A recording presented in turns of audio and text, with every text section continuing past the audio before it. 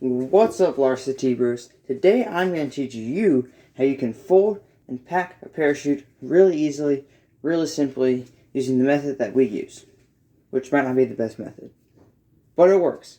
So, the first thing you need to make sure is that you have your lines are completely untangled, they're not crossed in any way, shape, or form, which in this case I have over here, are all good. So then we want to make sure that one of these lines on each side is matched up with each other. So we have that good there.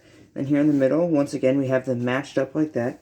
And here on this end, we also have them matched up. So the next thing we're going to do is come across, big fold.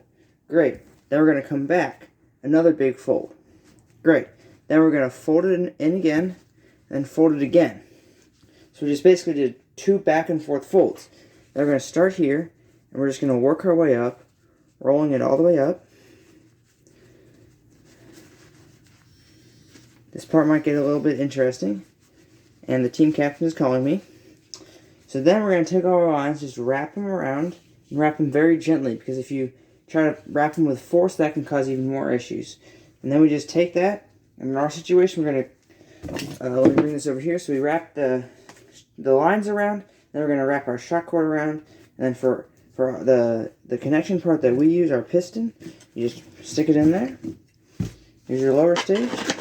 Stick it straight in like that. That's how you fold and pack a parachute.